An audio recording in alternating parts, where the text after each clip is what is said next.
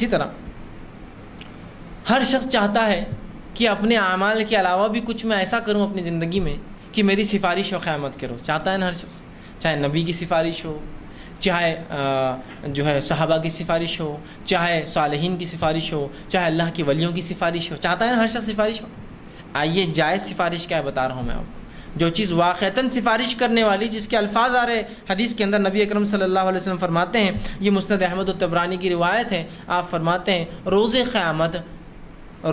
قیامت کے دن روزہ اور قرآن سفارش کریں گے, شفاعتی بننے والے ہیں. کون؟ روزہ اور قرآن. اب دیکھیے بتایا جا رہا ہے, جو بتایا جا رہا ہے وہ زیادہ افضل ہے بنسبت اس کے جس کو ہم سوچ رہے ہیں وہ کریں گے یا نہیں کریں گے, لیکن یہ تو ہے, یہ کرنے والے ہیں. روزہ اور قرآن قیامت کے روز سفارش کریں گے, اور روزہ آ کر کہیں گے اے اللہ یہ شخص میری وجہ سے, میری خاطر کھانے پینے سے اور شہوت سے رکتا رہا. روزہ کیا ہوتا ہے؟ سورج نکلنے کے پہلے سے سورج ڈوبنے تک انسان کھانا نہ کھائے اور ہم بستری نہ کریں, یہی تو روزہ ہے. یہ دو چیزیں تو حرام ہو رہی ہے اس وقت, جبکہ عام حالات میں حلال ہے. یہ رکتا رہا ان دو اعمال سے صرف میری خاطر, لہٰذا میری سفارش اس کے حق میں قبول کر. نبی اکرم صلی اللہ علیہ وسلم فرماتے اس کی سفارش قبول ہوگی. اور قرآن آئیں گا اور کہیں گے اے اللہ یہ بندہ میرے لیے راتوں میں جاگتا رہا, مطلب قیام میں مجھے پڑھتا رہا, راتوں کی نمازوں میری تلاوت کی, میرے لیے یہ جاگتا رہا, لہٰذا میری سفارش اس کے حق میں قبول کر.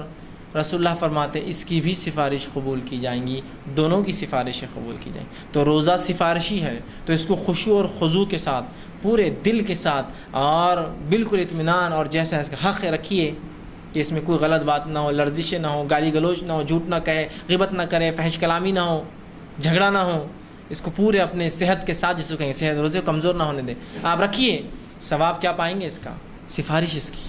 روز قیامت شفاعتی بنے گا, بلکہ آ کر اللہ رب العزت سے نبی اکرم صلی اللہ علیہ وسلم کی حدیث کے مطابق یہ جو ہے مجادلہ کریں گا, نہیں اس کو آپ بخشیے, یہ مجھے رکھتا تھا, یہ مجھے پڑھتا تھا. اندازہ لگائیے کتنے زبردست سفارشی ہے یہ. اور یہ ہمارے اعمال ہیں, ان کے لیے ہمیں کسی کا سہارے کی ضرورت نہیں ہے.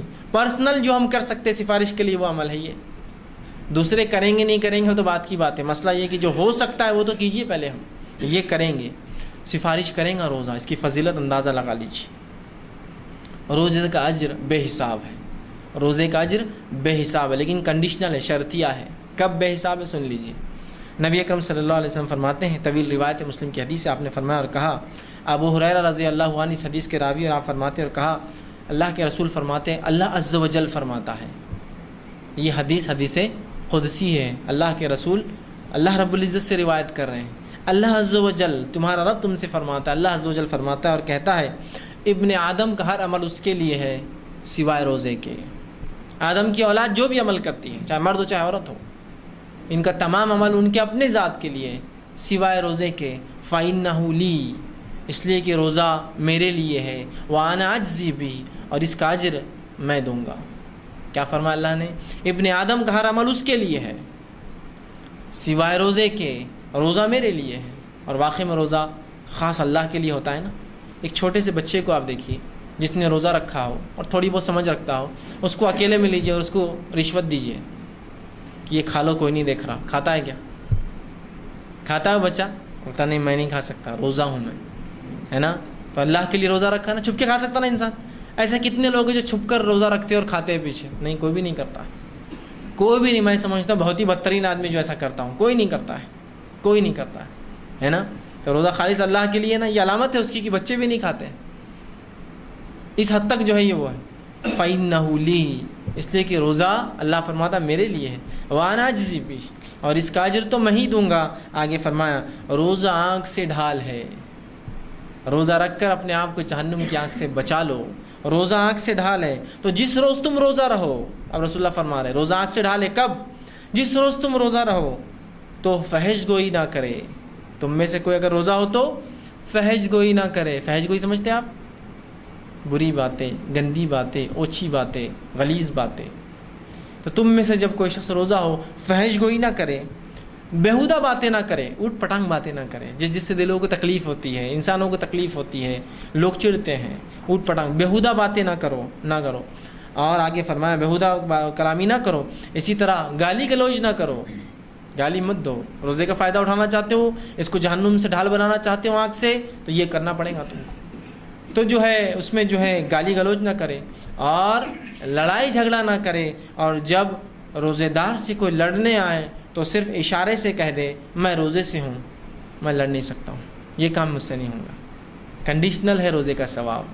یہ سب کرنا پڑے گا مجھے اور آپ کو. بد کلامی نہیں ہوں گی, گالی گلوچ نہیں ہوں گی, بری باتیں نہیں کریں گے, غلط کام نہیں کریں گے, بیہودہ باتیں نہیں ہوں گی, لڑائی جھگڑا نہیں ہوگا. اور کوئی آئے بھی تو بھائی میں نہیں کر سکتا ہوں, میں روزے سے ہوں, آپ کہہ دیں گے. آگے آپ صلی اللہ علیہ وسلم فرماتے ہیں اور کہتے ہیں سنیے, اس ذات کی قسم جس کے ہاتھ میں محمد صلی اللہ علیہ وسلم کی جان ہے اور روزے دار کی منہ کی ہوا, اللہ رب العزت کو روز قیامت مشک سے زیادہ محبوب ہوں گی. حالانکہ اس میں بدبو آتی ہے نا, اس لیے کہ ہم بھوکے ہوتے ہیں. بھوکے ہونے سے کیا ہوتا ہے, ہوا سانس جب لیتے ہیں تو اس سے جسم میں بو ہو جاتی ہے. تو روزے دار کی منہ کی ہوا اللہ رب العزت کو روز قیامت مشک سے زیادہ محبوب ہوں گی. اس کو زیادہ پسند کیا, اس لیے کہ وہ بدبو جو اس کے منہ میں ہوئی وہ اللہ کے لیے بھوکا رہنے کی وجہ سے ہوئی, اس سے زیادہ محبوب ہوں گی, پسندیدہ ہوں گی. اور روزے دار کے لیے دو خوشیاں ہیں. ایک خوشی تو وہ تب پاتا ہے جب افطار کرتا ہے کہ روزہ ختم ہوا. اگر اللہ روزہ 5 دن 10 دن مہینے بھر کا رکھتا تو کیا کرتے ہیں, تو جب ملتا ہے اس کو فرحت ملتی ہے, خوشی ملتی ہے جب افطار کرتا ہے. اور دوسری خوشی جب ملیں گی جب اپنے رب سے جا کر ملیں گا. وہ دوسرا اجر, دوسرا پارٹ اس کا بھی باقی ہے. جب اپنے رب سے ملیں گا, جب اسے دوسری عظیم خوشی ملیں گی روزہ رکھنے کی, تو وہ خوش ہوگا, بہت خوش ہوگا مومن. اب اندازہ لگائیے, آدمی کی حیثیت اور استطاعت کے مطابق اس سے امید کی جاتی ہے نا. مثال کے طور پر ایک غریب آدمی آپ سے کہے تم یہ کام کرو میں تمہیں کچھ دوں گا, کیا توقع رکھتے آپ اس سے؟ کچھ چھوٹی موٹی چیز بیچارے کی حیثیت کے اعتبار سے دیں گے. ٹھیک, آپ کے محلے کے ایک مالدار انسان نے کہا میرا کچھ کام کرو کچھ دوں گا, تو آپ کی امیدیں بڑھ جاتی ہیں. کچھ نہ کچھ اپنی حیثیت کے حساب سے یار بڑا ہی دیں گا یہ, ہے نا. اورنگ آباد شہر کے سب سے مالدار انسان نے کہا میرا ایک کام کرو کچھ دوں گا, امیدیں اور بڑھ جاتی ہے. ارے بھائی اورنگ آباد کا مالدار آدمی ہے, کچھ نہ کچھ تو دیں گا, کروڑ پتی ہے, 1000 پتی ہے, پتہ نہیں کتنا پتی ہے, اتنے پیسے اس کے پاس, اب کچھ نہ کچھ تو دیں گے. دنیا کے سب سے مالدار انسان نے آپ سے کہا میرا ایک کام کرو کچھ دوں گا, او ہو خواہشات کتنی بڑھ جاتی. ایک کم از کم بڑی گاڑی تو دے دیں گا, کچھ نہ کچھ ایک بڑی خواہش ہوگی نا. اب اندازہ لگائیے, وہ رب العزت جو کائنات کا رب ہے, تمام دولت مند لوگوں سے اس کے پاس زیادہ دولت ہے, اس کے خزانے کبھی خالی نہیں ہوتے. اس حد تک کہ اللہ کے رسول صلی اللہ علیہ وسلم فرماتے ہیں اول جن سے آخر جن اور اول انس سے آخر انس, پہلے انسان سے آخر انسان, اگر تمام آ کر اللہ رب العزت صاحب اپنی خواہشات کو رکھ دیں, یہ ہونا وہ ہونا وہ ہونا سب مل کر, تو بھی اللہ کے خزانے میں سے اتنی بھی کمی نہیں آئیں گی جتنا ایک مچھر کے پر کو پانی لگیں گا یا ڈبا کے, اتنی بھی کمی نہیں آئیں گی. مچھر کا پر دیکھیں نا کتنا چھوٹا سا ہوتا ہے. یہ ایک روایت میں اللہ کے خزانوں میں اتنی بھی کمی نہیں آئیں گی جتنا ایک سمندر کے اندر سوئی ڈبو کر نکالو تو اس کے نوک کے اوپر جتنا پانی آتا ہے اتنی بھی اللہ کے خزانے میں سے کمی نہیں آئیں گی. حالانکہ اول ان سے آخری جن, اول جن سے آخری جن اور اول ان سے آخری انس سب نے مانگ لیا جو مانگنا ہے, تب بھی رب کے خزانے میں سے اتنی بھی کمی نہیں آئی. جب وہ کہہ رہا ہے کہ میں اجر دوں گا تو کیا امید کرتے ہیں, کیا ایکسپیکٹیشنس لگی ہوئی ہے, کیا خواہشات لگی ہوئی ہے کہ سب سے مالدار انسان اگر دنیا کا کہے تو کیا خواہش ہے, تو اس رب سے کیا خواہش ہے؟ کم از کم کچھ نہیں, سب سے چھوٹی جنت تو مانگ ہی لوں گا, کچھ نہ کوئی. اللہ کے پاس کیا ہے, اس کے لیے تو معمولی بات ہے یہ سب چیزیں, ہے نا. تو اندازہ لگائی کیا اجر ہوں گا, اللہ ہی جانتا ہے بھائی, میں نہیں جانتا ہوں, نہ حدیث میں بتایا گیا, نہ اللہ رب العزت نے بتایا, نہ رسول اللہ نے بتایا, لیکن بڑا اجر ہے, چھپا کر رکھا گیا. اس لیے کہ روزہ ایک ایسا عمل ہے جو چھپ کر ہی ہوتا ہے نا.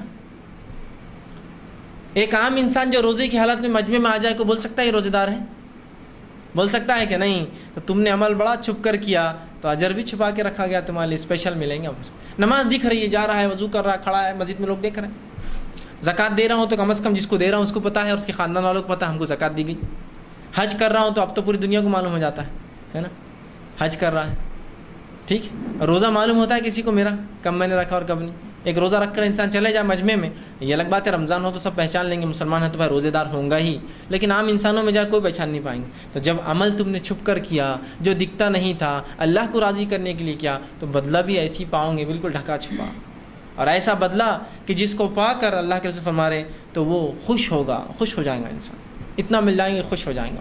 اب اپنے رب سے ہم امید کر سکتے ہیں, کچھ نہ صحیح تو سب سے چھوٹی جنت کی تو کم از کم خواہش اور امید میں کر سکتا ہوں, ہے نا.